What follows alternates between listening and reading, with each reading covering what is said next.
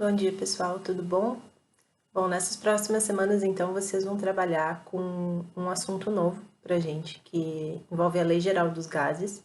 Já é uma pequena introdução aí pro tópico que abre o nosso segundo trimestre, que é a termodinâmica. Então, dentro da Lei Geral dos Gases, a gente começa a entender um pouquinho mais sobre o comportamento dos gases e os tipos de transformações que existem envolvendo esse estado da matéria. A minha ideia é dividir, então, em duas partes essa aula, porque a gente também conversaria, pelo menos aí em dois momentos diferentes, sobre essa lei. Então, esse primeiro vídeo é para a gente falar um pouquinho sobre como eles constituíram. Na verdade, vocês vão ver que são várias leis que a gente constitui para criar uma lei geral, envolvendo três grandezas aí principais para descrever o comportamento de um gás. E o segundo vídeo vai ficar, então, focado em transformações gasosas, certo? Então, vamos abrir ali na página que já está indicada na descrição do vídeo, para a gente poder começar a conversar.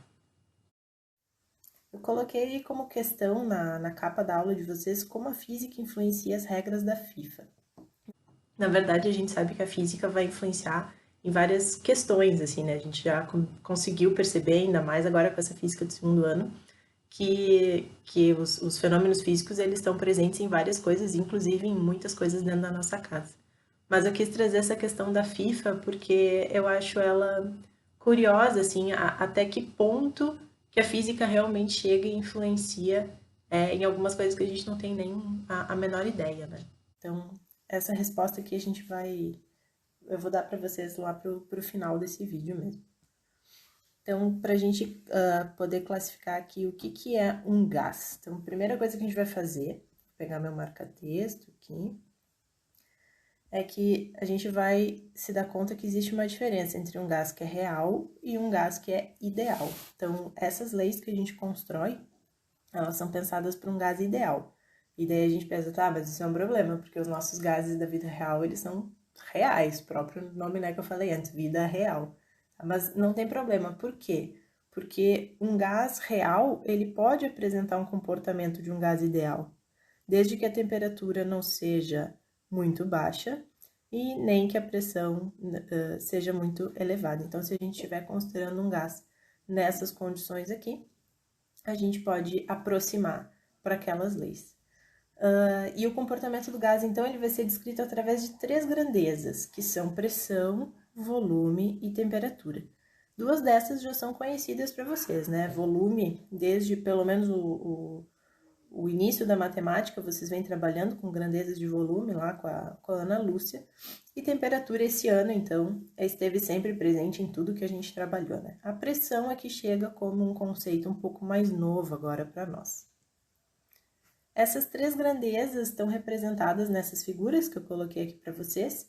Eu vou começar lá por baixo, justamente para ir falando sobre o que a gente já conhece primeiro, né? Então, a temperatura a gente já viu que tem a ver com a medida da agitação molecular. Então, se a gente tem uma agitação baixa, a gente também vai ter uma temperatura baixa, mas se a gente tem uma agitação mais alta das moléculas, a nossa temperatura também vai ficar mais elevada. A gente já consegue vincular, então, temperatura ao quão agitadas as moléculas estão. O volume é o espaço que vai ser ocupado pelo gás, e é um espaço tridimensional. Então, o que a gente pode considerar nessas três imagens aqui? Cada corpo tem um volume diferente, tem um espaço diferente que está sendo ocupado. Se o gás estiver dentro de um recipiente que tem uma tampa fechada, assim, trancada, o volume vai continuar sempre o mesmo. E o último conceito que é um pouquinho mais novo, assim, para vocês, mas que eu tenho certeza que vocês conhecem a palavra, é a pressão. Então, a pressão tem a ver com uma força que está sendo feita nas paredes do recipiente. O que acontece? Em função daquelas moléculas estarem se movimentando ali dentro do recipiente, eventualmente elas vão acabar batendo nas paredes do recipiente como se elas quisessem escapar assim, do recipiente. O que começa a acontecer? O que a gente pode pensar, né? Se eu tiver moléculas que estejam num espaço muito pequeno, ou se eu tiver moléculas que estão muito agitadas, eu consigo aumentar a frequência de colisões ali que elas vão fazer com a parede do recipiente. E aí, aumentando a frequência de colisão, eu vou estar aumentando a pressão. O conceito mais básico de pressão, se vocês forem pesquisar para se informar um pouco mais profundamente, ele tem a ver com a força que é exercida em cima de uma determinada área. Então, é por isso, por exemplo, que quando a gente pega um percevejo, né, aqueles para prender coisa no mural, a ponta do percevejo que vai cravar no mural, ela é bem fininha, porque ela precisa de uma área bem pequena para a gente conseguir uma pressão alta para conseguir perfurar ali, mas a gente não quer, nesse processo, furar o nosso dedo também, né? Então, por isso que na ponta contrária do percevejo a gente tem ou um disco, naqueles douradinhos, né, uma área maior, ou uma bolinha, enfim, qualquer coisa que seja de uma área maior do que a ponta do percevejo. Porque tendo uma área maior, aquela força vai ficar distribuída em mais pontos e aí vai reduzir a pressão. Então, esse é o conceito fundamental de pressão. Nessa imagem que vocês têm aqui, o que a gente consegue ver, né? Se eu tiver essa minha molécula sendo pouco pressionada contra a parede, eu vou ter uma pressão mais baixa. Mas se ela estiver tendo como fonte aí várias moleculinhas tentando abrir espaço e empurrando ela contra a parede mais intensamente, aí eu vou ter uma pressão mais elevada também. Então, essas são as três grandezas, eu vou pegar uma marca-texto de cor diferente aqui. Essas são as três grandezas que a gente vai usar como referência para descrever o estado de um gás. Então, uma pressão, o volume e a temperatura. Quando eu falo estado, eu quero dizer condições, né? Não estado físico, porque ele continua sendo um gás. E aí, a gente tem uma lei de Clapeyron, que é a primeira que a gente vai conversar, que na verdade ela é um combo de leis. Então, a gente junta a lei de Boyle, a lei de Gay-Lussac e a lei de Avogadro, que é o mesmo Avogadro que vocês já estudaram na química, pelo menos desde o ano passado. Porque esses três pensadores, eles foram relacionando aquelas três grandezas e eles foram percebendo o seguinte, que se eu mantiver sempre a mesma temperatura, eu tenho uma relação ali de pressão e volume constante. E se eu tiver a mesma pressão, eu também vou ter uma relação de volume e temperatura constante. A diferença é que lá na primeira eu tinha uma multiplicação entre duas grandezas, e aqui eu tenho uma divisão entre duas grandezas. E o Avogadro se deu conta, bom, aqui o Boyle pensou em temperatura igual, vou botar aqui com marca-texto mesmo. Aqui o Gay-Lussac pensou se a gente estiver mantendo numa mesma pressão, e o Avogadro, então, pensou, tá, mas e aí se a gente mantiver o mesmo volume, o que vai acontecer? Se a gente tiver o mesmo volume e a gente tiver esses gases diferentes aqui, mas a gente mantiver eles na mesma temperatura e na mesma pressão, a gente vai achar o mesmo número de moléculas. Então, eu posso pegar dois gases de tipos diferentes, mas se eu colocar eles dentro de um recipiente ocupando o mesmo espaço e mantiver eles na mesma pressão e na mesma temperatura, a gente acaba encontrando o mesmo número de moléculas ali dentro. Então, o que aconteceu? Essas três leis elas foram combinadas para formar a lei de Clapeyron, que está aí a seguir para vocês. Então, o que é a lei de Clapeyron? Vou trocar minha canetinha aqui. Vou pegar roxinho mesmo. Aqui. O que a lei de Clapeyron vai nos dizer, então? Que o produto da pressão e do volume de um gás,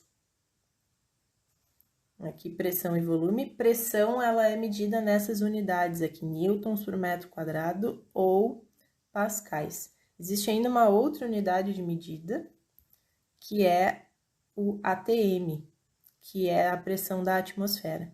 Então, 1 ATM a gente já vai anotar, que é a mesma coisa que 10⁵ newtons por metro quadrado. Então, é só uma conversão aí de unidades de pressão que podem aparecer pra gente. Vou apagar aqueles risquinhos que eu fiz lá em cima, que eu não sei o que eles estão lá. Bom, então, a multiplicação ali de pressão e de volume, ela é igual a o número de mols que está compondo aquele gás, a constante universal dos gases, que tem um valor que eu já vou adicionar aqui em texto, que acabou não saindo no meu resuminho aqui, que é medida em joule por mol Kelvin, e a temperatura em Kelvin. Notem que aqui a gente precisa usar a temperatura em Kelvin, porque a gente não está falando de uma variação, a gente está falando de um número único. Então, quando a gente tem um número único, a gente precisa considerar esse valor em Kelvin.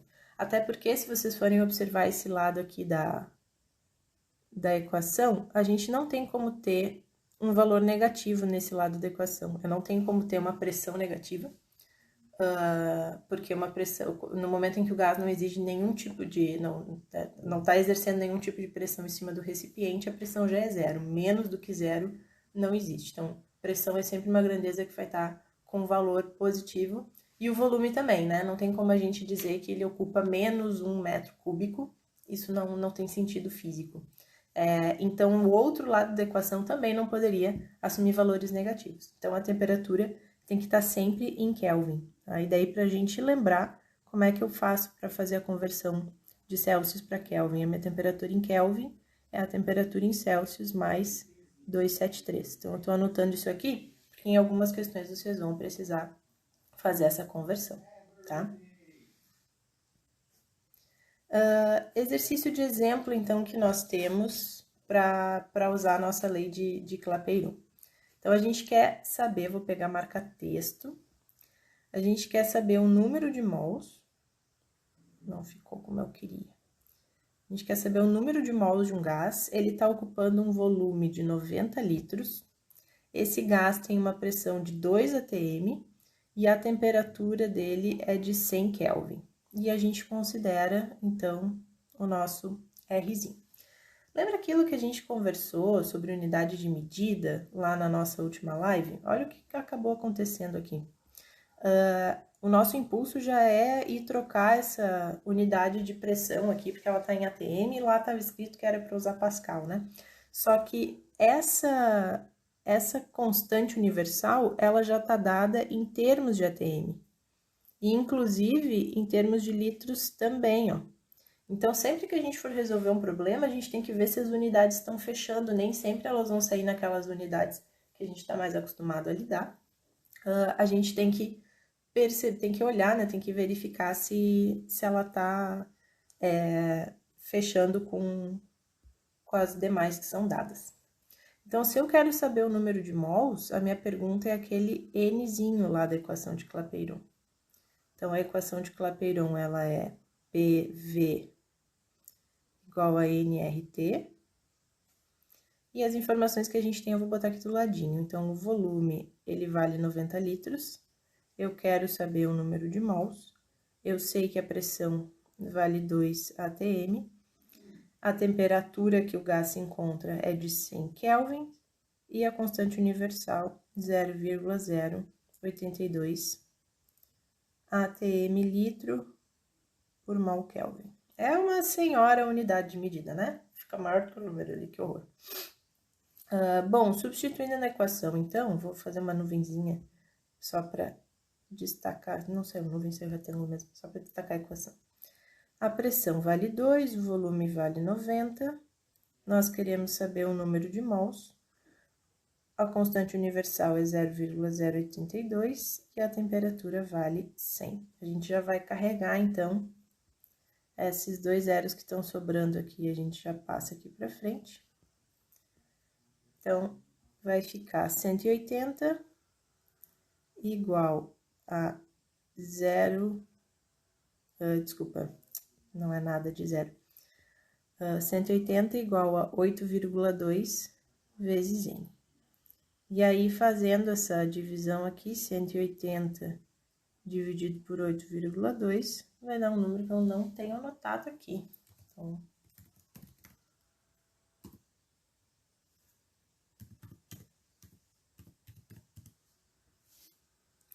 (180 dividido por 8,2 vai dar aproximadamente aí 22, aproximado, né? 22 mols. Então, são 22 pacotinhos de molécula que vão ser encontrados. Então, olha que legal. Se a gente conhece aqueles 3 estados ali, aquelas 3 condições, 3 características dos gases, a pressão, o volume e a temperatura dele, a gente consegue determinar, inclusive, quantas moléculas a gente está falando, né? Quanto que caberia naquele volume se a gente mantivesse naquela pressão, naquela temperatura. Ou ainda, eu consigo determinar que temperatura o gás vai estar se eu estiver conhecendo os valores de pressão e volume.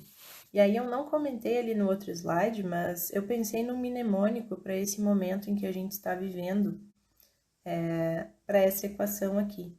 Então, eu pensei assim, por você, pelo vovô, pela vovó, pelo vizinho, nada de rolê, tá? Nada de resenha, tá bom? É um jeito da gente lembrar aí da nossa equação de Clapeyron, certo? Vamos adiante, então. A gente consegue montar, pela própria lei de Clapeyron, o seguinte. Vou escrever ela aqui de novo pra gente. Então, vamos lá. Por você, pela vovó, pelo vizinho, nada de rolê, tá? Esse númerozinho aqui, então, ali pela lei de Avogadro, esse número, ele é constante para qualquer gás. Então, notem que a gente não falou que era um gás de determinado tipo ali no exercício anterior. A gente só falou que era um gás que tinha uma determinada pressão, volume e uma temperatura, e a gente achou um valor de N. Esse N ele seria real para qualquer tipo de gás. E a gente também tem essa constante aqui, ela se chama constante universal justamente porque ela tem sempre o mesmo valor para todos os gases. Tá? Então, se a gente passar essa temperatura que fica solitária aqui, que não é constante, se a gente passar ela para lá, a gente vai ficar com a seguinte expressão, vai ficar assim, pressão vezes volume dividido por temperatura igual a um número que é constante. Né? Porque vai ser a multiplicação do número de mols pelo número ali, pela constante universal de gases. Então, essa relação aqui de pressão, volume e temperatura, quando um gás está sofrendo uma transformação, ela se mantém sempre igual, porque aquele gás não vai perder o número de moléculas que compõem ele, e essa constante universal vai seguir sendo a mesma também, ela é um número fixado, né? Tipo a velocidade da luz. Então, a gente vai pegar o marca-texto aqui e vai destacar o seguinte: para um mesmo gás sofrendo uma transformação, a relação PV sobre T, ela acaba sendo constante, por isso que a gente viu ali em cima. Então, nasce o que a gente chama de lei geral dos gases, que é focada para um momento de transformação, isso é importante, e aí a gente pensa o seguinte: se a gente estiver olhando para um gás que está passando de um estado 1 para um estado 2, essa relação da pressão que ele tinha no início, do volume que ele tinha no início e da temperatura, mesmo que os três mudem, mesmo que mude pressão, volume e temperatura, tá? No final, se eu pegar a nova pressão, o novo volume e a nova temperatura, essa relação entre eles vai dar a mesma coisa. Então, essas três grandezas, elas se transformam de maneira a manter essa proporção entre elas. A relação ali entre PV e T vai ser sempre a mesma, tá? Então, isso considerando que um gás está se transformando. Eu vou fazer um desenho aqui agora para a gente ilustrar o que poderia ser uma transformação de um gás, por exemplo, tá? Então, vamos supor aqui, né? Vamos supor uma possível transformação. A gente normalmente faz os gases em alguns recipientes, assim. Então, essa aqui que eu estou desenhando agora é a tampa do recipiente. E eu vou botar o meu gás ali dentro.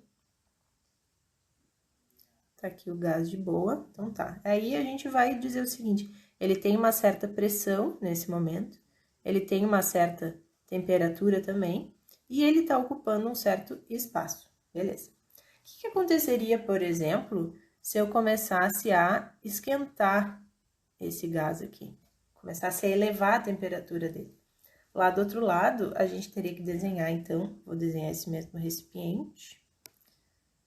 Se essa tampa aqui fosse mais espaçosa, o que ia acontecer? Como as moléculas iam estar se agitando, elas iam começar a se empurrar mais, mas aquela tampa ia acabar subindo, né? Então, como elas estão com mais energia de movimento, se aquela tampa é móvel, C, né, considerando essa situação, ela poderia dar mais espaço para aquele gás ocupar, já que está com as moléculas mais agitadas. Então, uma coisa possível aqui de acontecer é a tampa do meu recipiente acabar subindo. Se a tampa do meu recipiente sobe, o que acontece? O volume que o gás está ocupando aumenta, né? Porque ela vai estar ocupando, ele vai estar ocupando mais espaço mesmo. Então, eu teria um volume 2 aqui maior do que eu tinha lá no estado 1. E como eu botei esse gás numa chama, eu já sei também que a temperatura vai acabar aumentando. Então, eu fiz umas moléculas maiores aqui, mas na verdade é para indicar que elas estão mais agitadas, tá? Então, isso aqui seriam, tipo, elas se movimentando, assim. Essa aqui também tá se mexendo. Pronto. A pressão, a gente não sabe exatamente, vai depender de cada situação. Pode ser que a pressão não mude, que ela se mantenha constante, pode ser que a pressão dê uma baixada, pode ser que a pressão aumente um pouquinho também, tá? Mas a gente vai ter, então, uma outra pressão diferente aqui do outro lado. De novo, diferente, mas pode ser igual. A gente já vai ver, já vai entender direitinho como é que vai ser igual ou não. Vai depender de algumas condições, tá? Mas é isso. Se a gente coleta, então, as informações de pressão, temperatura e volume no início e coloca nessa relação aqui, e a gente coleta as informações de pressão, temperatura e volume depois de sofrer a transformação e coloca nessa relação aqui, a gente encontra valores iguais, acaba ficando constante. E daí a gente consegue deduzir. Se eu tivesse os valores de algumas dessas grandezas, eu conseguiria descobrir os valores pós-transformação, tá? Então, essa situação aqui, só para a gente concluir bem o nosso desenho, é antes da transformação. E aqui é depois da transformação. Então, vocês já estão vendo que o nosso foco vai ser falar sobre transformações gasosas, né? Então, lá com a lei de Clapeyron, a gente consegue falar sobre o estado de um gás, sobre condições de um gás, quando ele está simplesmente ali, com uma pressão determinada e um volume determinado, por exemplo. Mas a gente também tem como analisar o que pode acontecer, o que vai acontecer com o gás, dependendo do tipo de transformação que ele passar. Então, a gente pode falar sobre estados isolados, mas a gente também pode prever mudanças, prever transformações.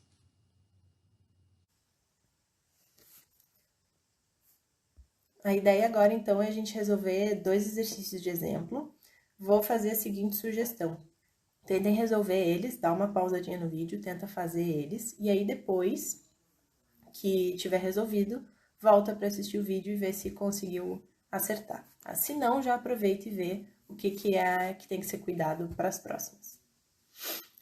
O exercício 1 fala o seguinte, um gás está sofrendo uma expansão sob temperatura constante. Então, ele diz, o volume ocupado inicialmente, volume inicial aqui, era de meio litro, e no final passou a ser 1,5 litro. Então, a gente vai fazer um desenho aqui dessa situação. Vou fazer... Nunca sai na cor que eu quero. Então, eu vou fazer aqui os 2 recipientes. No início, a gente vai fazer ocupando ali meio litro, e depois vai passar a ocupar 1,5 litro. Então, ele vai ficar com volume 3 vezes maior, né, do que o de antes. A gente já consegue concluir isso aí. Por isso que é uma expansão, né? Expansão significa que o volume está aumentando. Se a temperatura é constante, o que a gente já pode deduzir? Que a temperatura que o meu gás tiver no estado 1, que é antes da transformação, vai ser igual à temperatura que ele vai ter no estado 2, que é depois da transformação. Então, o T1 e o T2, eles são valores iguais. Aqui, vamos anotar que o volume 1 valia 0,5 litros e que o volume 2 passou a valer 1,5 litro. Aí, ele pergunta, vou continuar com o marca-texto aqui, sabendo que a pressão inicial era o normal do ambiente, ou seja, era 1 atm, qual vai ser a pressão final? De novo, aquele lance de unidades, né? Se eu estiver trabalhando com a minha pressão na condição 1 em atm, a minha pressão do lado 2 vai sair em atm também. A gente só precisa descobrir quanto que ela vai ser. Vamos chamar, então, a lei de Clapeyron para nos ajudar. P1, V1 sobre T1 igual a P2, V2 sobre T2. Ele não nos disse quanto que valia essa temperatura constante, mas a gente também não precisa desse valor. Porque já que o valor da temperatura 1 vai ser igual à temperatura 2, a gente vai poder eliminar eles da conta. A gente tem o mesmo número dos dois lados ali do igual, a gente pode tirar ele fora e a gente não vai mais se preocupar com isso. Então, a pressão do lado 1 valia 1, o volume do outro lado valia 0,5. Pós-transformação, a gente quer saber quanto que ficou a pressão, e o volume novo era 1,5. Então, o que vai acontecer? 1,5 P2 igual a 0,5. Então, essa nova pressão, ela é 0,5 dividido por 1,5. Isso aqui é a mesma coisa que 1/3, né? 1/3 de ATM. Se quiser botar a resposta em vírgulas, aí 0,33333 dá uma dízima, né? Mas fica 1/3 a pressão. Então, o que a gente pode pensar? Uma outra maneira da gente resolver essa questão e até justificar a resposta final dela seria a seguinte: se eu estou considerando uma mesma temperatura, significa que as minhas moléculas vão ficar na mesma agitação, certo? E aí, o que acaba acontecendo? Eu estou lá, elas estão na mesma agitação, mas eu começo a dar mais espaço para elas. A chance delas se baterem nas paredes vai acabar ficando menor, porque elas vão ter mais espaço para se movimentar, vai reduzir o número de colisões que vão estar acontecendo nas paredes do recipiente, porque elas vão ter mais espaço para se movimentar. É mais ou menos quando vocês são colocados para jogar numa quadra pequenininha, tipo aquele salão lá do ensino fundamental, por exemplo, não tem como não se empurrar em alguns locais, ou quando vocês vão jogar no campão, né? Dificilmente vocês vão bater na grade ali na lateral, ou até mesmo bater entre vocês, né? Se colidir entre vocês. Então, é mais ou menos essa lógica, assim. Se a gente tem moléculas que estão na mesma agitação e a gente dá mais espaço para elas, reduz o número de colisões nas paredes. Então, se a gente for pensar, o que aconteceu? Se eu dei 3 vezes mais espaço para elas, se o volume aumentou 3 vezes, a pressão vai ter que cair 3 vezes também, para poder manter essa proporção. Tá? Por isso que a gente chega naquela pressão de 1/3. Então, essa é uma outra estratégia. Ah, Marina, mas aí tu fica dizendo que a gente tem que justificar sempre, tem que apresentar raciocínio, lá. Como é que eu justifico isso?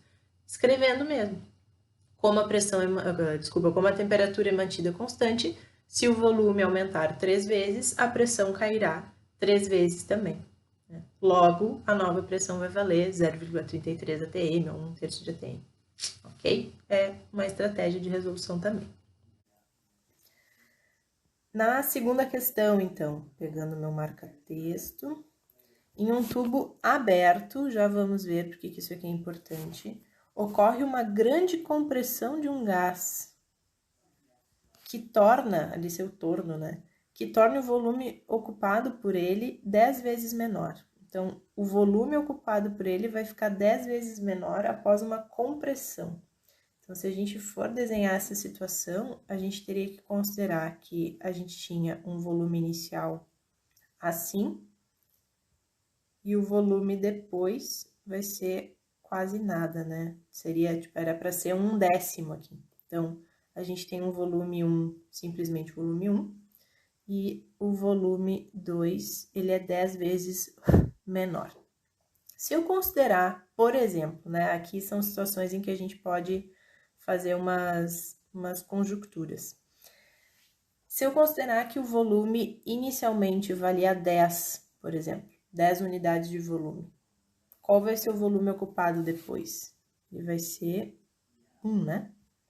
Então, a gente pode ou escrever de uma maneira matemática, a gente pode dizer que o nosso volume 2, ele é o volume 1 dividido por 10. A gente pode colocar assim lá na nossa equação. Ou a gente pode supor um valor para esse volume 1 e, a partir disso, deduzir o volume 2. Isso daria certo para qualquer valor depois que a gente fosse fazer a relação ali na equação, tá? Então, como a gente não conhece o valor de 1, a gente pode supor o valor.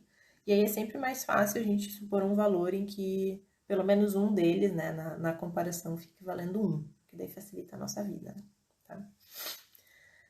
Então, eu vou apagar essa relação aqui, mas ela seria uma alternativa, né, pra gente fazer. Então, a gente supôs ali esses valores. Vou voltar para minha marca-texto. Sendo a temperatura inicial igual a 20 graus Celsius, qual será a temperatura final? Então, ele nos deu um valor de temperatura no início, temperatura no início valia 20 graus Celsius, e quer saber quanto que vai valer a temperatura pós-transformação. Lembra que eu destaquei lá, eu sublinhei aquela informação tubo aberto? A informação tubo aberto, ela nos diz o seguinte: se o tubo está aberto, significa que tudo que está acontecendo ali está à mercê da pressão atmosférica. Então, a gente está mergulhado num gás, numa mistura de gases, na verdade, que é a nossa atmosfera. Essa atmosfera ela ocupa um certo espaço, ela tem uma certa temperatura e ela tem uma determinada pressão. Então, quando a gente está, por exemplo, em Porto Alegre, que também é uma cidade a nível do mar, que a gente fala, a nossa pressão é de 1 atm. Então, tudo que a gente faz que é num ambiente aberto, então, a gente está considerando que a pressão vai se manter a mesma, ela vai ser igual à pressão da atmosfera. Então, já que o tubo é aberto, a pressão da situação 1 vai ser igual à pressão da situação 2. Então, isso, se tu não tinha conseguido fazer essa questão, provavelmente tinha faltado essa informação, né, para conseguir resolver. Antes da gente partir lá para a nossa relação da Lei Geral dos Gases, é importante cuidar o seguinte. Vocês lembram que eu falei que a temperatura lá na Lei de Clapeyron, ela tinha que ser na escala Kelvin, né? Isso segue sendo verdade aqui para a Lei Geral dos Gases. Primeiro, porque a Lei Geral dos Gases, ela nasce lá da Lei de Clapeyron. Então, uma coisa está vinculada à outra. E segundo, como aquele valor ali vai ser sempre um valor constante, imagina se eu tivesse uma transformação em que a minha temperatura estivesse indo para valores negativos na escala Celsius, né? Como é que eu fico com um número positivo igual a um negativo? Isso não tem como. Então, aquela relação ali, ela tem que sempre dar um valor positivo. A única escala de temperatura que me garante sempre valores positivos é a escala Kelvin. Então, por isso que a gente utiliza ela aqui também, tá? Como é que a gente faz mesmo essa conversão? 20 graus Celsius, a temperatura em Kelvin é igual à temperatura em Celsius mais 273. Então, aquela temperatura 1 ali, na verdade, vale 293 kelvins. Ela é 20 mais 273. Então, 293 kelvins. A gente vai achar a nossa temperatura 2 na escala Kelvin também. De novo, que nem a gente fez na primeira questão, já que a pressão 1 é igual à pressão 2, eu vou eliminar isso aqui da minha conta, isso não vai me atrapalhar. Meu volume 1, então, a gente está supondo que vale 10, a temperatura 1 é 293.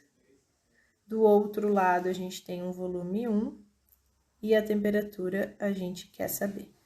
Então, a gente vai fazer uma multiplicação cruzada aqui. Tá, o 293 vai subir multiplicando, o T2 vai subir multiplicando também. E a gente vai ficou apertadinho aqui para eu fazer, mas vai dar, tá? Vai ficar assim, ó. 10T2 é igual a 293. Então, essa temperatura 2 vai ser 293 dividido por 10, vai ser 29,3 kelvins. Ai, não coube o meu K, mas tá ali a respostinha. 29,3 Kelvin, tá? O que a gente pode pensar, né? Que eu olhei aqui para ver se a temperatura final a gente tinha que dar em graus Celsius. Se a gente fosse passar essa temperatura para graus Celsius, com certeza daria um valor negativo. E aí a gente teria aquele problema de um número positivo ser igual a um número negativo, enfim, por isso que aquela relação só dá para ser em Kelvin. O que daria para pensar também como estratégia para resolver essa questão? Se eu estou mantendo a mesma pressão, se a pressão vai continuar sempre igual e eu estou diminuindo o espaço que o gás ocupa, significa que se eu mantivesse aquelas minhas moléculas na mesma agitação de antes, elas iriam se bater muito mais, porque eu estaria reduzindo o espaço. Então, se a gente tem que brincar, se a gente tem que jogar bola num lugar menor, a gente também tem que baixar um pouco o nosso ritmo, né? A gente não pode sair às ganhas. Por exemplo, se tem alguém tentando jogar bola dentro de casa agora, nesse nosso período de isolamento, sabe que não dá para dar um pique, não dá para jogar bola no corredor do mesmo jeito que a gente jogaria numa quadra, né? Então, é mais ou menos essa lógica. Se o volume do gás foi reduzido a 1/10 só do que tinha de espaço original, a agitação molecular ela precisa ser reduzida a 1/10 também, para que essa pressão continue a mesma, para que o mesmo número de moléculas continue batendo ali, que nem antes. Tá? Então, esse era um outro método de resolução, né? Se o nosso volume vai baixar 10 vezes, a temperatura tem que baixar 10 vezes também. Então, notem que essas questões vocês podem resolver tanto pela lei geral ali, para encontrar valores numéricos, quanto por uma análise das grandezas, né? Claro, essa análise ela é feita em cima daquilo que a equação nos dá, né? A gente consegue ver as relações de proporção através dela. E aí, só para a gente concluir, né, o lance da bola de futebol, que tudo isso aí tem a ver com a FIFA, que eu tinha comentado lá no início. No momento em que eles vão organizar ali as bolas para a partida, a bola ela tem que estar com uma pressão interna que tem um valor tabelado. Então, não pode ser uma bola muito cheia, porque senão ela está com uma pressão interna muito alta, dela fica, ela quica muito mais fácil, ela fica muito mais dura. Mas ela também não pode ser uma bola com uma pressão muito abaixo, porque senão ela fica uma bola murcha, né? Isso faz diferença ali no momento em que a bola estiver viajando pelo ar, a forma como ela vai interagir, a forma como ela vai se arrastar pelo campo, enfim, tudo isso tem um impacto na qualidade do jogo. Então, para garantir que a bola não seria uma grande influência, né, em algumas partidas, tem esses valores tabelados que seria tipo a condição ideal para o preenchimento da bola. O que acontece em algumas situações, né? Por exemplo, no momento em que eu vou fazer uma partida lá no Peru, por exemplo, que são locais com uma altitude maior, eu preciso reavaliar a pressão interna das minhas bolas, porque se eu calibrar elas aqui em Porto Alegre, por exemplo, e simplesmente levar elas para lá, chegando lá em função da mudança da pressão atmosférica e até em função das mudanças de temperatura que podem acontecer, a pressão interna da bola pode acabar mudando, né? Até questões aqui, se a gente for pensar, Porto Alegre faz umas temperaturas meio malucas às vezes, então a gente tem, às vezes, durante o dia, tá lá na marca de 28 graus, esses últimos dias tem sido assim, inclusive, né, 28 graus, mas chega na hora ali de noite, a temperatura já baixou para uns 14, então dependendo de como aquela bola tinha sido calibrada ali no momento em que o pessoal estava organizando o pré-jogo, assim, né? Tava deixando essas bolas prontas para a partida que aconteceria de noite. Se tem essa queda brusca de temperatura, tem que existir uma conferência da pressão interna das bolas para ver se elas continuam dentro dos padrões que seriam os corretos, né, para jogo. Então, olhem que interessante, até nisso vai acabar fazendo diferença, né? O que eu queria apresentar para vocês, então, nesse primeiro vídeo se encerra por aqui, que era a apresentação de leis mesmo. A nossa próxima videoaula, ela é sobre esses tipos de transformações gasosas que existem, então. Porque eu posso ter transformações genéricas, em que pressão, volume e temperatura vão mudar, mas eu também posso ter algumas transformações específicas, e aí são transformações que a gente enxerga no nosso dia a dia, inclusive, que facilitam algumas análises de algumas coisas, tá? Vou dar a mesma recomendação que eu dei lá nos vídeos de calorimetria. Tenta fazer uma pausa agora, já são aí mais de meia hora de vídeo de um assunto novo. Toma um ar, toma uma água, deixa para ver o próximo vídeo só amanhã ou só daqui a alguns dias, tá? Vocês têm um tempo aí, respeita o teu tempo de aprendizagem para que isso não fique também muito pesado, tá bom? Beijos, nos vemos no próximo vídeo. Oi pessoal, bem-vindos à segunda videoaula então sobre gases. Lembrando que esse vídeo aqui então é para focar nas transformações gasosas. Então eu vou pedir para vocês já abrirem na página que está indicada na descrição do vídeo, para a gente poder ir lá conversar sobre elas. Vocês vão ver nesse slide que eu coloquei para vocês aí na apostila, no caderno de atividades. Os 4 tipos de transformações gasosas, então, vocês só precisam agora preencher com esses textos que não estavam colocados antes e que estão aparecendo agora. Vou pegar um marca-texto aqui para ir destacando as coisas importantes. A transformação isovolumétrica é aquela que a gente vai ter o volume mantido constante. Então, o ISO que aparece na frente ali dos nomes de transformações gasosas, ele tem o mesmo significado do ISO das de algumas grandezas químicas que vocês trabalharam, que eram os isótopos, os isótonos, lembram disso? Tá? Então, o iso ele significa igual. Então, no momento em que eu estou falando de uma transformação isovolumétrica, significa que eu estou considerando que o volume está se mantendo constante. A isovolumétrica, ela tem alguns sinônimos, então ela pode ser chamada de isocórica ou de isométrica também. Então, qualquer um desses nomes que aparecer, a gente está falando de uma transformação isovolumétrica. A isotérmica, a gente já consegue deduzir pelo nome também, é onde a temperatura vai se manter constante. Isobárica fica um pouquinho mais complicado da gente fazer a associação com o nome, mas é só a gente pensar que o que mede pressão é um barômetro. Então, a isobárica está relacionada à pressão. É uma transformação onde a pressão vai ser mantida constante. A última, que é a adiabática, ela ainda não vai aparecer com muita força nos nossos problemas, mas a gente já trabalhou com ela lá num dos primeiros dias de aula, quando a gente estava brincando com o desodorante. Então, a adiabática é o tipo de transformação, por exemplo, que o desodorante sofre, que são transformações muito rápidas, em que o gás ele vai sofrer ou uma expansão ou uma compressão muito rapidamente, e aí, em função disso, não vai dar tempo do gás trocar calor com o meio. Então, em função de ser rápida, não ocorre troca de calor com o meio. O que a gente vai anotar do lado de cada uma delas aqui? Eu até vou pegar a caneta da cor delas para testar aqui, para escrever. Então, na isovolumétrica, o volume 1 vai ser igual ao volume 2. Né? Pensando lá naquelas transformações da lei geral dos gases, o volume 1 é igual ao volume 2. A gente pode eliminar ele até da equação. Né? No caso da isotérmica, a temperatura 1 é igual à temperatura 2. Então, a temperatura não muda quando está tendo transformação.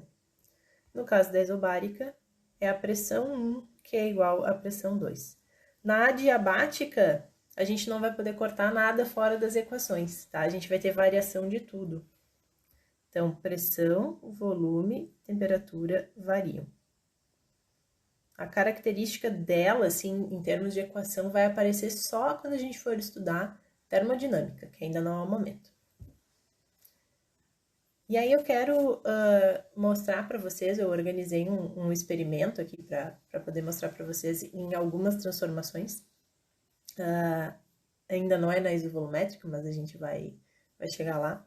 Então, a isovolumétrica, se a gente for pensar lá na relação da isovolumétrica, eu vou pegar o verdinho aqui. P1, V1 sobre T1 igual a P2, V2 sobre T2. Na isovolumétrica, como eu tinha falado, a gente não vai precisar considerar o nosso volume. Então, se a gente tiver um aumento de temperatura, por exemplo, a gente acaba gerando um aumento de pressão também. Então, às vezes acontece, por exemplo, em corridas de Fórmula 1, da pressão dos pneus dos carros acabar aumentando, porque em função do atrito do pneu com o piso, a temperatura do pneu vai se elevando, a temperatura do gás dentro do pneu também vai aumentando, e aí a gente acaba tendo um aumento da pressão. Né? E aí corre o risco do pneu estourar e tudo mais. Tá? Então, existe essa relação ali. Um outro exemplo de transformação isovolumétrica que a gente pode pensar é o que acontece dentro da panela de pressão. Então, no momento em que a gente está colocando ali para cozinhar um feijão ou um aipim, até me lembrei que eu ia fazer feijão hoje para almoço, mas acho que não vai dar tempo, mas fica para a próxima. Enfim, quando a gente está usando a panela de pressão para cozinhar algum alimento, o próprio nome já diz, né, panela de pressão. A pressão ali dentro, ela fica muito elevada. Na verdade, ela consegue fazer o cozimento dos alimentos justamente porque a gente vai ter uma pressão mais elevada e a gente vai mexer naqueles pontos de ebulição, principalmente da água. O ponto de ebulição da água vai se deslocar um pouco mais para cima na escala de temperatura. Então, a gente vai conseguir atingir valores de temperatura mais altos. Né? Por que é um problema quando a válvula de pressão ele não está funcionando muito bem? Porque no momento em que a pressão se iguala à pressão atmosférica, automaticamente todas aquelas moléculas de água que ainda estavam no estado líquido vão evaporar ao mesmo tempo. E aí vira mais ou menos o caso de água explosiva que a gente tinha falado no micro-ondas também. Né? Então, a panela de pressão é um exemplo de uma transformação isovolumétrica, porque o volume vai se mantendo sempre constante ali. Um outro exemplo de transformação isovolumétrica é o que acontece dentro do freezer. Então, vocês já devem ter percebido que quando a gente abre o freezer para pegar alguma coisa e fecha ele, a gente não consegue imediatamente abrir ele de novo, né? A gente tem uma mudança na temperatura do gás que está ali dentro, e porque logo que a gente abre, aquele ar quente, ele se ocupa ali, ele ocupa um novo espaço ali dentro do freezer, e quando a gente fecha o freezer, esse ar começa a ser resfriado, e isso acaba gerando uma queda da pressão. E aí, como a pressão do lado de fora da cozinha acaba sendo maior do que a pressão de dentro do freezer, ela empurra a porta, né? Tipo, mais ou menos a mesma dificuldade que a gente tem para abrir pela primeira vez um pote de pepino, que daí não é só as questões de dilatação envolvidas, mas a própria pressão da atmosfera ali em cima. Por que com o tempo a gente consegue abrir? Porque a vedação do freezer ela é muito boa, mas ela não é perfeita, né? Então, um pouquinho de ar ainda é trocado, existe um mínimo vazamento ali dentro, e aí, eventualmente, essa pressão ela vai se equilibrar, né? Se não, se a geladeira tivesse um vedamento absolutamente perfeito, a gente não conseguiria abrir o freezer de jeito nenhum. A outra transformação que nós temos é a transformação isotérmica. A transformação isotérmica, então, é quando a gente não tem a mudança de temperatura. Eu vou botar aqui de novo a nossa lei. Tudo que não estiver escrito no caderno de atividades, vocês anotam, tá? E nesse caso aqui, a gente não vai ter a variação de temperatura. Então, se a gente tiver um aumento de pressão, significa que a gente vai estar tendo uma redução de volume, porque as moléculas vão continuar agitadas da mesma maneira. Então, se eu estou mantendo a agitação, mas mesmo assim eu estou observando que está rolando um aumento de pressão, significa então que eu tive que diminuir o espaço que elas estavam ocupando para poder fazer elas baterem mais vezes nas paredes do recipiente. Ali naquele exemplo que está aparecendo ali, a gente tem tipo uma bexiga dentro de uma seringa, e a gente consegue ir mexendo na pressão, na quantidade de ar que tem ali à volta da bexiga, e aí, dependendo se a gente comprime mais aquele ar, a bexiga também fica mais esmagadinha, fica tipo uma uva passa, assim. Se a gente puxa para trás, ela infla, né? Infelizmente, esse experimento eu não consigo fazer aqui para vocês. A gente tem alguns exemplos de transformações isotérmicas, por exemplo, dentro da geladeira também. Então, se eu tiver um bloco de gelo dentro da geladeira que está derretendo, ou se eu estiver considerando uma água no fogão que está fervendo, a gente sabe que essas situações de mudança de estado são situações em que a gente não tem a mudança de temperatura. Então, são transformações que a gente pode considerar como isotérmicas também, tá? A outra transformação que a gente viu ali é a transformação isobárica. Então, na transformação isobárica, o que não vai mudar é a pressão. A gente vai cortar fora a pressão aqui, então. E aí, para essa parte que eu consegui organizar um mini experimento aqui que eu quero mostrar para vocês agora. Então, vou botar isso aqui para o lado. Vou ver se não estava chovendo, mas acho que ainda não. Aqui é uma bacia de água com gelo, então é uma água fria, né? Aqui é um potinho que ainda não tem nada dentro por questões de segurança, mas vai ter água quente, então já esquentei a água aqui na minha térmica para poder botar ali. E essa aqui é uma garrafa, eu, infelizmente não tinha garrafinha pequena, então vai ser com garrafa grande mesmo, com um balão na ponta. Tá? Então, o que a gente consegue perceber, né? Então, eu botei esse balão aqui nessa garrafa com ar a temperatura ambiente aqui da minha casa, que pelo meu termômetro de Galileu está em torno ali dos seus 24 graus Celsius, meu termômetro de Galileu mora ali em cima. E aí o que a gente vai fazer agora é que a gente vai botar essa garrafa dentro do pote de água fria e depois dentro do pote de água quente, tá? O que vai acontecer? Em função do contato da garrafa com essa água fria, com essa água quente, o gás que está lá dentro também vai acabar mudando de temperatura. E aí, se eu tiver espaço para esse gás expandir, ele vai acabar ocupando o espaço lá do balão. Tá? Então, isso aqui acaba sendo uma transformação isobárica, porque não existe uma mudança da pressão do gás lá dentro. O que vai mudar vai ser o tamanho da garrafa mesmo, vai mudar o volume que o gás está ocupando em função da mudança de temperatura. Por isso que eu não estou fazendo com uma garrafa de vidro, por isso que eu estou fazendo com uma garrafa PET, porque a garrafa PET, ela é molenga, né? Inclusive, se eu apertar aqui, ela vai, o ar vai acabar ocupando aquele espaço lá, tá bom? Então, o que a gente espera ver aqui? Aqui com uma garrafa pequena, eu tenho certeza que acontece. Na garrafa grande, eu estou sendo ousada, eu não testei antes de fazer isso aqui. A gente espera que no momento em que eu colocar na bacia fria, e aí eu preciso ficar segurando, porque senão ela vai banhar, né? Que o balão dê uma murchada maior até do que quando ele estava em temperatura ambiente. Fica menos visível o efeito na água fria por um motivo que é o seguinte: por mais que aqui dentro de casa esteja a 24 graus Celsius, que não é uma temperatura muito baixa, a diferença que eu tenho de 24 graus Celsius para zero, que é o caso aqui não é nem exatamente zero, mas tipo, próximo de zero aqui, é muito menor do que a diferença que eu tenho de 24 graus Celsius para água fervente que está aqui dentro, né? Então, eu vou ter mais efeitos observados na água quente.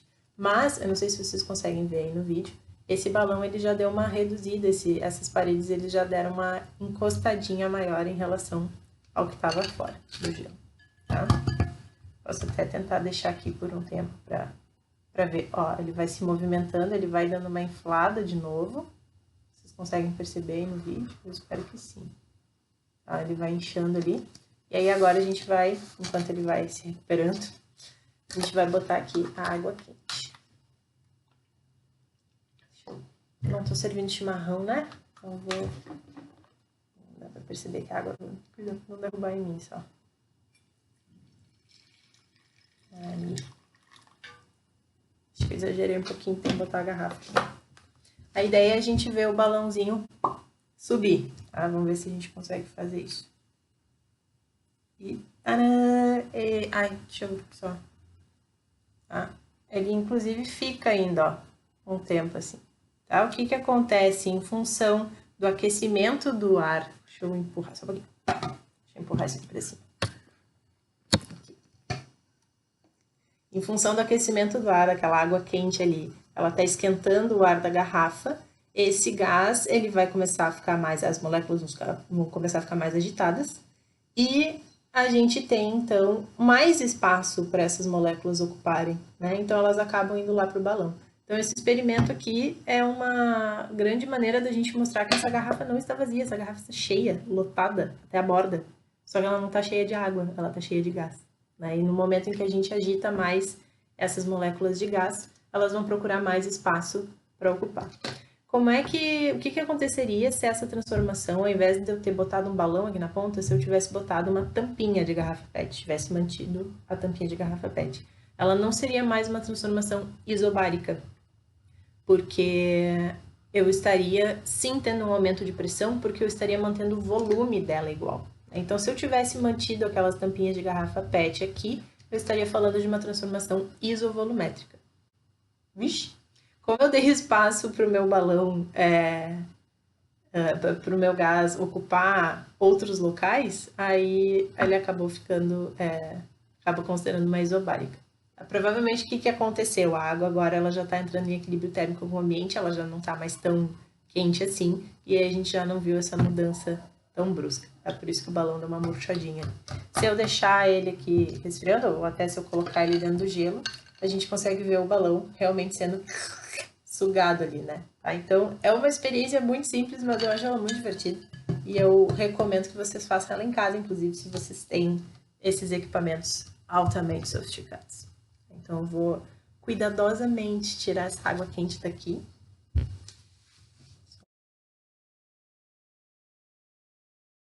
Voltamos. Então, o próprio desenho que aparece ali na apostila é desse experimento, né? Já foi algo pensado, então. A última transformação é a transformação adiabática. Como eu disse, a gente não vai cortar nada da nossa equação, então ela vai seguir inteirinha assim. a gente não vai cortar absolutamente nada, mas existe uma relação na transformação adiabática ali entre o volume e a temperatura. Então, quando a gente tem uma expansão, um aumento de volume muito rápido, a nossa temperatura cai bruscamente. E aí é o caso do desodorante, que o desodorante ele fica com aquele gás, enfim, uma mistura de gás líquido, né? Mas ele fica altamente comprimido dentro da lata. E aí, quando a gente libera, em função da pressão interna ser muito alta, ele acaba expandindo muito rapidamente. E aí, como ele expande muito rapidamente, a gente viu, né, nos experimentos que a gente fez em aula, a gente consegue temperaturas baixíssimas, né, bem abaixo de zero, em função do aerosol. Então, esse é o grande, principal exemplo que a gente pode pensar de uma transformação adiabática. Tá? É uma expansão tão rápida que a gente tem uma queda de temperatura imensa. E agora chegou o momento da gente falar sobre as nossas transformações dentro de gráficos. Calma, vai dar tudo certo. All we need is just a little patience. Nada que um pouquinho de paciência não resolva. Tá? Então, essas transformações aqui, a gente sempre vai olhar, esses gráficos, a gente vai... Deixa eu escolher uma cor aqui que não seja de transformação. Vai ter que ser preto mesmo. Esses gráficos aqui, a gente vai chamar eles de diagramas PV. Porque a gente sempre vai ter uma relação entre pressão e volume. Não significa que às vezes não vão aparecer outros gráficos relacionando essas grandezas de pressão, volume e temperatura de um jeito diferente. Às vezes acontece. Então, a gente tem que estar sempre ligado ali naqueles eixos dos gráficos para poder fazer a análise correta da transformação. Tá? Mas o padrão é a gente ter gráficos PV, diagramas PV, pressão por volume. E aí a gente vai pensar como é que vai ser o comportamento de um gás numa transformação dessas, como é que a gente representa isso num gráfico. Então, se a gente for pensar uma isovolumétrica, o que a gente sabe que acontece? Ela vai ter uma transformação em que a pressão vai poder mudar, mas o volume vai ficar sempre no mesmo lugar. Então, se o volume vai ficar sempre no mesmo ponto, é uma transformação que vai ser uma linha reta na vertical. Essa sou eu tentando fazer uma linha reta no tablet, tá? Que pode ser tanto uma isovolumétrica de aumento de pressão, quanto uma isovolumétrica de redução de pressão. Então, por isso que eu botei as flechinhas ali, tanto para cima quanto para baixo. Por que eu boto uma flechinha? Porque para indicar que está existindo uma movimentação em um sentido, né? A gente não está pegando agora, que nem lá nos gráficos de velocidade, e fazendo um mapeamento de quanto varia o valor da velocidade em um determinado tempo. Não que a gente não possa fazer isso com esse gráfico também, mas mais do que isso, a gente quer indicar o que está acontecendo. Tá, eu sei que ele vai ter uma pressão tal num volume tal, mas qual foi a transformação que ocorreu? Foi a de um aumento de pressão com volume constante ou foi uma de diminuição?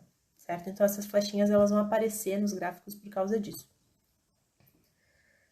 Na isobárica, seguindo a mesma lógica da isovolumétrica, o que a gente vai pensar? Se eu tenho sempre o mesmo valor de pressão, o meu gráfico vai acabar ficando uma linha na horizontal, porque ele vai ter que sempre estar alinhado ao mesmo valor de pressão.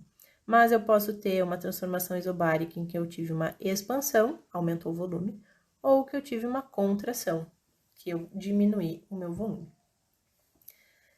A isotérmica e a adiabática, elas vão ter uma cara um pouquinho mais diferente, assim, tá? Então, a isotérmica, ela fica, a gente poderia pensar que no fundo de cada um desses diagramas PV, a gente tem um campo de isotérmicas. Então, eu vou fazer umas linhas pontilhadas aqui. Que são curvas muito parecidas com parábolas, tá? Então, a curva de uma isotérmica, ela vai ser desse jeito assim, ela não vai ser uma reta, ela vai ser uma curva mesmo, tá? Tanto para um aumento de volume e diminuição de pressão, quanto para uma redução de volume e um aumento de pressão. Eu posso ter uma isotérmica desse jeito. E aí, se a gente for imaginar que a gente tem esses campos de isotérmica em qualquer gráfico PV, a gente pode até tentar prever, né, imaginar o que acontece nessas transformações aqui, né? Eu tô passando de uma isotérmica para outra, eu tô mudando de temperatura. E aí, a gente vai anotar o seguinte: Quando eu tenho uma isoterma que está mais próxima aqui do cantinho do gráfico, eu tenho uma temperatura mais baixinha. Se eu estiver falando de uma isoterma que está mais longe lá do canto do gráfico, eu estou falando de uma temperatura mais alta. Tá? Então, eu poderia pensar que nessa transformação aqui, se ele tivesse aumentado de pressão, ele teria ido de uma temperatura mais baixa para uma temperatura mais alta. Então, a gente consegue tirar as informações de pressão, volume e temperatura olhando para os gráficos de diagrama PV, tá? A adiabática, eu vou fazer o campo de isotermas aqui, que facilita para a gente entender. A adiabática, ela vai ser uma curva mais brusca do que uma curva de isotérmica. Então, ao invés da gente ter um estilo de parábolas, a gente vai ter uma curva que vai cortar as parábolas. Notem que a isotérmica, ela acompanhou direitinho a curvatura daquelas linhas pontilhadas, né? A adiabática não, a adiabática ela vai atravessar, assim. Então, ela acaba sendo uma transformação, notem que é uma inclinação maior, né, que a gente tem ali na curva da adiabática, que pode ser tanto para redução de pressão ou aumento de pressão. Então, até faz sentido, né? Se eu tô saindo lá de cima que tem uma temperatura mais alta e tô vindo para cá que tem uma temperatura mais baixa, eu tô tendo um alívio na minha pressão e eu tô tendo um aumento no meu volume. É exatamente o que acontece lá dentro do desodorante, né? Diminui a pressão do desodorante, aumenta o espaço que ele está ocupando e diminui bruscamente a temperatura. Certo? Então, esses são os gráficos aqui. Se fica muito confuso, a gente pode até apagar esses campos de isotérmica aqui do fundo, se vocês quiserem, ó. Daí vocês conseguem enxergar só a curva mesmo. Aí essa aqui do meio também vou tirar. Mas era para vocês poderem enxergar isso aí. Se quiserem manter, podem manter. Deixar mais clean aqui a cara final. Então, essas são as nossas curvas. Só as isotérmicas a gente mantém as 3 curvas para indicar que lá embaixo a temperatura é menor, lá em cima a temperatura é maior. E aí, para a gente fazer uma análise juntos aqui, né? O que vai acontecer? Vou pegar um marca-texto para fazer isso. Vou pegar assim. O que vai acontecer nessas... O que está acontecendo nessas 3 transformações que estão representadas aqui no gráfico? Então, primeira transformação, o que a gente vai ver? Ela é uma transformação em que a pressão continua sempre igual, né? Então, a gente já sabe que ela é uma isobárica. Muito grande aqui. Uma isobárica. Mas o que ela é de isobárica? Que tipo de isobárica que ela é, né? Se a gente for analisar, o que está acontecendo com o volume dela? Ela está indo de um valor mais baixo de volume para um valor mais alto de volume. Então, a gente vai considerar que isso aqui é uma expansão. Então, a gente sabe que está rolando uma expansão isobárica. Ali na outra, o que a gente está vendo, né? Essa curva que não é uma curva muito brusca, que é uma curva bem redondinha, é a curva da nossa isotérmica. E se a gente for fazer a mesma análise de antes ali para a isobárica, eu também estou tendo um aumento de volume.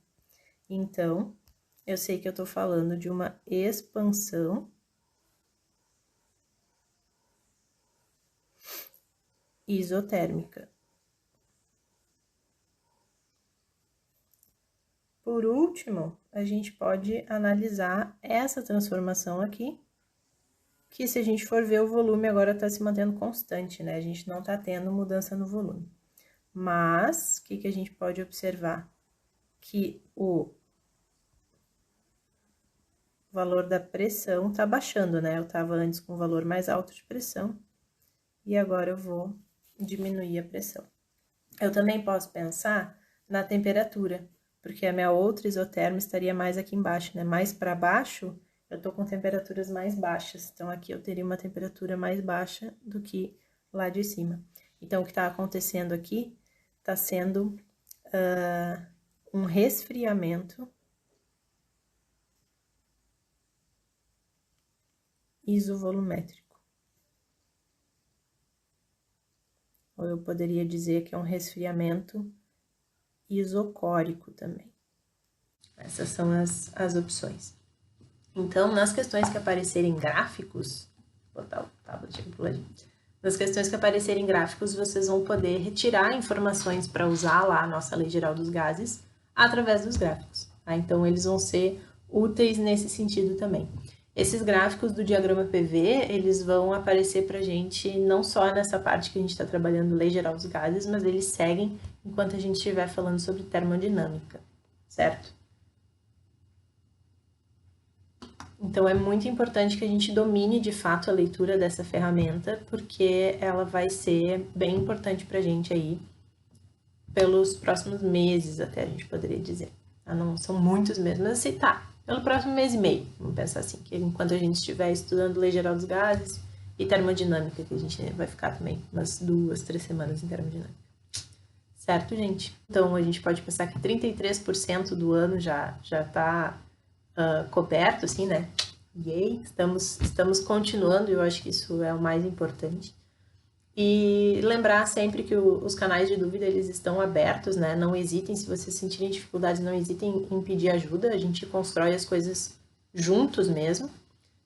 E as dúvidas, elas são sempre um sinal de que alguma coisa a gente está realmente, assim, captando, né? Porque se a gente não estivesse captando absolutamente nada, a gente também não teria absolutamente nenhuma dúvida, porque a gente nem saberia por onde perguntar. Se a situação é essa, porque se a gente não sabe nem por onde começar, também manda mensagem, que nem sempre uma videoaula, mesmo que tenha experimentos e coisa assim, nem sempre ela é efetiva, né, para aquilo que a gente está precisando naquele momento. Tá bom, gente? Cuidem-se, fiquem em casa, voltem lá para as orientações da atividade, para ver o que é o próximo passo a partir de agora. Beijinhos, nos vemos!